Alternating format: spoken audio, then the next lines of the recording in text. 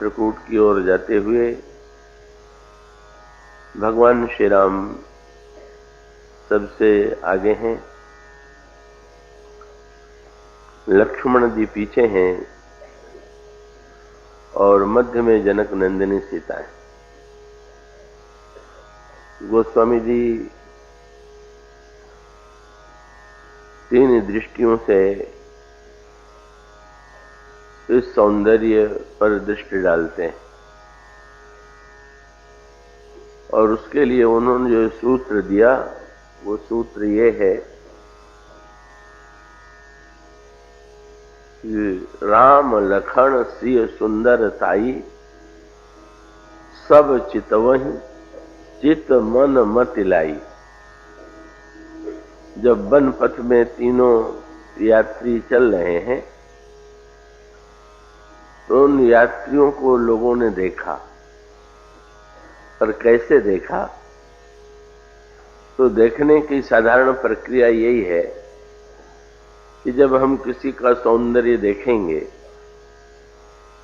तो सौंदर्य देखने के लिए दृष्टि की आवश्यकता है और दृष्टि के साथ मन को जोड़ना पड़ता है। किंतु गोस्वामी जी ने ये कहा कि श्री राम की सुंदरता को देखने वाले केवल मन और दृष्टि से ही नहीं देख रहे हैं, अपितु सब चितवहि चित्त मन मत लाई। चित्त, मन और बुद्धि लगा करके देख रहे हैं। और इसका अभिप्राय ये है कि सांसारिक सौंदर्य को यदि हम बुद्धि से देखने की चेष्टा करें तो सांसारिक सौंदर्य का आकर्षण समाप्त हो जाता है, क्योंकि जब व्यक्ति बुद्धि की दृष्टि से यह देखता है कि बहिरंग दृष्टि से दिखाई देने वाले सौंदर्य के अंतरंग में क्या है, शरीर का निर्माण कैसे हुआ है, शरीर में क्या क्या वस्तुएं हैं, तो स्वाभाविक रूप से उसके अंतःकरण में, बुद्धि में एक प्रकार की दिखाई देने वाली सुंदरता के प्रति वितृष्णा उत्पन्न होती है। इसलिए सांसारिक सौंदर्य को देखने के लिए केवल मन और नेत्र के ही प्रयोग की अपेक्षा है, बुद्धि लगा करके उस सौंदर्य का दर्शन नहीं किया जा सकता। और जहां तक चित्त का संबंध है, कि चित्त की दृष्टि से यदि विचार करके देखें तो सृष्टि के मिथ्यात्व पर जब दृष्टि जाती है कि सारी प्रतीत होने वाली यह सृष्टि ही मिथ्या है, तो स्वाभाविक रूप से सौंदर्य भी मिथ्या ही दिखाई देता है, मिथ्या ही प्रतीत होता है। इसलिए सांसारिक सौंदर्य में चित्त और बुद्धि के प्रयोग की अपेक्षा नहीं। किंतु जब भगवान श्री राम, जनक नंदिनी सीता और श्री लक्ष्मण के सौंदर्य को देखते हैं तो देखने के लिए गोस्वामी जी कहते हैं कि केवल मन की ही आवश्यकता नहीं है, बुद्धि और चित्त के द्वारा भी इन्हें देखा जाना चाहिए। और इस तरह से उन्होंने तीन दृष्टियों से इस सौंदर्य को देखा, चित्त की दृष्टि से, बुद्धि की दृष्टि से और मन की दृष्टि से। और तीनों दृष्टियों से देख करके उन्होंने तीन उपमाओं का प्रयोग किया। उन्होंने ये कहा कि श्री राम आगे हैं, लक्ष्मण पीछे हैं, जनक नंदिनी सीता हैं। जब चित्त की भूमि पर उन्होंने इन तीनों का साक्षात्कार किया तो उन्हें ऐसा लगा कि जैसे ब्रह्म और जीव के बीच में माया सुशोभित। चित्त की भूमि में वो ब्रह्म, जीव और माया की त्रयी। और जब उन्होंने मन की दृष्टि से विचार करके देखा तो उनको ऐसा लगा, बहुरी कहूं छवि जस मन बसई, जनु मधु मदन मध्य रति लसई। ऐसा लगता है कि जैसे मन की भूमि पर विचार करने पर उन्हें प्रतीत होता है कि जैसे कामदेव और वसंत के बीच में रति चल रही हो, इसी प्रकार से श्री राम और लक्ष्मण के बीच में सीता जी चल रही। और जब उन्होंने बुद्धि की दृष्टि से विचार करके देखा, इसमें सूत्र पर आपका ध्यान संभवतः गया हो, न भी गया हो, कि चित्त की दृष्टि से वो साक्षात ब्रह्म है, मन की दृष्टि से मनोज है, और बुद्धि की भूमि पर विचार करके देखें तो बुद्धि की दृष्टि से गोस्वामी जी कहते हैं, जनु बुध विधु विच रोहिणी सोई। जैसे चंद्रमा के रूप में श्री राम है, बुध के रूप में श्री लक्ष्मण है, और रोहिणी के रूप में जनक नंदिनी सीता है। गोस्वामी जी का अभिप्राय यह है कि सांसारिक सौंदर्य को हम जितनी गहराई से देखेंगे, हमारे अंतःकरण में वो सौंदर्य उतना ही अनाकर्षक प्रतीत होगा। कोई रामायण में प्रसंग आता है ना, जिस समय शूर्पणखा दंडकारण्य में भगवान श्री राम के समक्ष आती है। अब उस सांकेतिक भाषा पर आप दृष्टि डालें।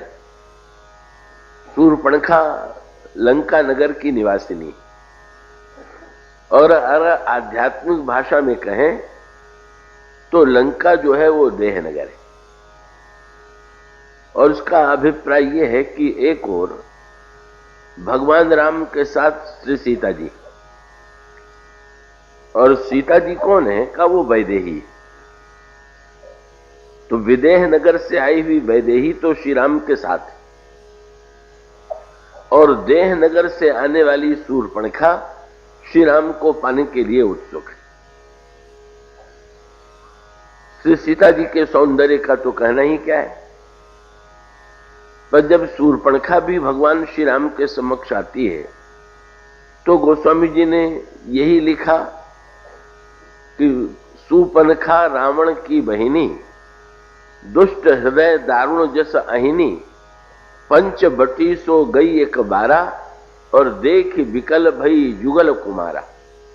और तब रुचिर रूप धरी प्रभु पही आई, शूर्पणखा सुंदरी बन गई। बस यहीं से सूत्र प्रारंभ हो गया। शूर्पणखा के हृदय में श्री राम को पाने की अभिलाषा है, और उसे ऐसा लगता है कि सौंदर्य के बिना राम को पाना असंभव है, क्योंकि राम स्वयं परम सुंदर है। और ऐसी स्थिति में तो जब तक मैं सुंदरी के रूप में राम के समक्ष नहीं आऊंगी, राम मेरी ओर आकृष्ट नहीं होंगे। इसका अभिप्राय यह है कि प्रारंभ से ही उसके अंतःकरण में एक भ्रांति है कि भगवान जिस सौंदर्य की ओर आकृष्ट होते हैं वो सौंदर्य शारीरिक सौंदर्य नहीं।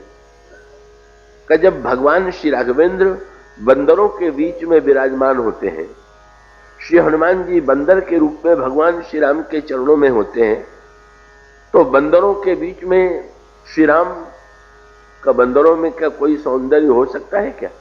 जहां तक बहिरंग सौंदर्य की बात है, बंदरों में सौंदर्य का सर्वथा अभाव है। लेकिन भगवान श्री राघवेंद्र उन बंदरों के सौंदर्य पर रीझे हुए हैं, और सौंदर्य पर रीझे हुए का अभिप्राय यह है कि रामचरितमानस की मान्यता यह है, वास्तविक सौंदर्य भक्त का सौंदर्य है, आत्मिक सौंदर्य है, और वो सौंदर्य बंदरों में विद्यमान है। तो शूर्पणखा में भी अगर पानी की वृत्ति थी और उसमें आत्मिक सौंदर्य होता तो उसकी आकृति जैसी थी उसी रूप में श्री राम के समक्ष आ जाती। क्योंकि भगवान श्री राघवेंद्र तो स्पष्ट शब्दों में घोषणा करते हैं कि निर्मल मन जन सो मही पावा, मोहि कपट छल छिद्र न भावा। जो निर्मल मन वाला है वही मुझे प्राप्त कर लेता है, मुझे कपट छल और छिद्र अच्छा नहीं लगता। इसका अभिप्राय है कि भगवान श्री राम की मानो ये घोषणा है कि तुम यदि मुझे पाना चाहते हो तो तुम कुछ बन करके मेरे पास आने की चेष्टा मत करो, जैसे हो उसी रूप में मेरे सामने चले आओ। और इसलिए शूर्पणखा भी यदि अपने जैसी उसकी कुरूप आकृति थी उस कुरूप आकृति को लेकर के श्री राम के पास जाती और श्री राम से स्वीकार करने की प्रार्थना करती। जैसा कि श्रीमद् भागवत में भगवान कृष्ण के संदर्भ में कुब्जा के चरित्र की ओर संकेत मिलता है। कुब्जा 3 स्थानों से टेढ़ी। कुब्जा के मन में भी श्री कृष्ण को पाने की अभिलाषा है, और पाने की अभिलाषा ही नहीं है, वो श्री कृष्ण को प्राप्त करने में सक्षम भी होती है। भगवान कृष्ण कुब्जा को स्वीकार भी करते हैं। पर कुब्जा की विशेषता क्या है? श्रीमद् भागवत में कुब्जा के प्रसंग में यही संकेत आता है कि वो कुब्जा जब भगवान के सामने आई तो जैसी है उसी रूप में आई, और फिर भगवान ने जब उसे स्वीकार किया तो उसे सुंदरी बना दिया। भगवान ने उसको उसके अंतरंग सौंदर्य को देखा, और अंतरंग सौंदर्य को देख करके भगवान ने उसे बहिरंग सौंदर्य भी दे दिया। क्योंकि बहुत सुंदर श्रीमद् भागवत में सांकेतिक भाषा है कि वो जो कुब्जा थी वो 3 स्थानों पर टेढ़ी थी, पर वो अंग राग बनाने की कला में बड़ी निपुण थी। प्राचीन काल में सौंदर्य की रक्षा के लिए जिस लेप का प्रयोग किया जाता था, जिस उपटन का प्रयोग किया जाता था, उसका नाम था अंगराग। और वो अंगराग की कला में अत्यंत निपुण थी और अंगराग लेकर के जा रही थी। और आध्यात्मिक भाषा में इसका तात्पर्य क्या है कि भले ही शरीर उसका कुरूप रहा हो, पर उसके अंतःकरण का जो राग था, भक्ति क्या है? भगवान में जो अनुराग है, भगवान के चरणों में जो राग है, वही तो भक्ति है। और उसका अभिप्राय है कि भगवान की दृष्टि, भगवान ने कुब्जा की कुरूपता को नहीं देखा, भगवान ने उस अंगराग को देखा। और ये बहुत बढ़िया सूत्र है। इसका अभिप्राय यह है कि भगवान जब दृष्टि डालते हैं तो राग पर दृष्टि डालते हैं, का वो शरीर की बनावट पर दृष्टि नहीं डालते। और उस राग को देख करके भगवान को ऐसा लगा कि जिसके पास ऐसा दिव्य राग है, का वो राग इतना मनोहारी है, और उस मनोहारी राग को वे मांग लेते हैं। कुब्जा से कहते हैं, कुब्जा वो कहां लेकर के जा रही थी? कुब्जा वो जो अंगराग था वो कंस के लिए लेकर के जा रही थी, और भगवान कृष्ण ने उस अंगराग को मांग लिया। यही भगवान का संकेत है। भगवान जब देखते हैं कि कोई व्यक्ति सरल है और उसका राग संसार से जुड़ा हुआ है, कंस से जुड़ा हुआ है, तो भगवान उसको प्रेरित करते हैं कि वो राग को भगवान की दिशा में मोड़ने की चेष्टा करें, वो राग भगवान में अर्पित करने की चेष्टा करें। और भगवान ने जब वो राग मांगा, कितने उदार हैं, कितने कृपालु हैं। उन्होंने अपनी ओर से कुब्जा से कहा कि कुब्जा, मैं ये अंगराग लगाना चाहता हूं, क्या तुम मुझे दोगी? और तब कुब्जा को ऐसा लगा कि आज तक इस अंगराग का प्रयोग मैं जिसके लिए करती रही, वो उसका वास्तविक अधिकारी नहीं था। इस अंगराग के अधिकारी तो यही है भक्त की परंपरा। संसार में जो संसार के लिए अर्पित किया जाने वाला राग है, जब ये प्रतीत हो कि ये राग संसार में करने योग्य नहीं है, वो तो एकमात्र भगवान में ही करने योग्य है, भगवान में ही लगाने योग्य है, भगवान उसे स्वीकार करने के लिए प्रस्तुत हैं। भगवान वो अंगराग ले लेते हैं, अंगराग अपने शरीर में लगा लेते हैं और कुब्जा को सुंदरी बना करके स्वीकार करते हैं। और दूसरी ओर शूर्पणखा भगवान श्री राम को पाना चाहती है, पर भगवान श्री राम को पाने के लिए वो अपने आप को बाहर से स्वयं सुंदर बनाने की चेष्टा करती है। रुचिर रूप धरी प्रभु पही आई, अपने को सुंदर बनाया, और उसका सौंदर्य बहिरंग सौंदर्य है, नकली सौंदर्य है, शरीर का सौंदर्य। और भगवान श्री राम से उसने ये कहा, कुब्जा ने तो ये कहा कि अंगराग तो मैं कंस के लिए ले जा रही हूं, पर अब आपको मैं अर्पित कर रही हूं। शूर्पणखा का विवाह भी हो चुका था, पति की मृत्यु भी हो चुकी थी, पर शूर्पणखा कपट की भाषा में, छल की भाषा में भगवान से कहती है कि मम अनुरूप पुरुष जग नाही, देखूं खोज लोक त्यों माही, ताते अब लग रहूं कुमारी, मन माना कछु तुम्हें निहारी। मैंने आज तक विवाह ही नहीं किया। और उसका अभिप्राय यह है, वो बताना चाहती है कि मैं पूरी तरह शुद्ध हूं, बस अंतर ये है। शूर्पणखा ये बताने की चेष्टा करती है कि मेरा मन जो है आज तक संसार में किसी अन्य व्यक्ति में गया ही नहीं, केवल पहली बार मेरी दृष्टि आपकी ओर गई। भगवान श्री राघवेंद्र ने दो कार्य किए। एक तो शूर्पणखा का वाक्य सुनकर के उन्होंने शूर्पणखा की ओर नहीं देखा, अपितु किसकी ओर देखा? सीता ही चितई, पर उन्होंने सीता जी की ओर देखा। और उसका अभिप्राय यह है, जब देह नगर की सुंदरता आई तो भगवान राम वैदेही को देखने लगे। देह नगर की सुंदरता को देख करके उन्होंने वैदेही की ओर दृष्टि डाला।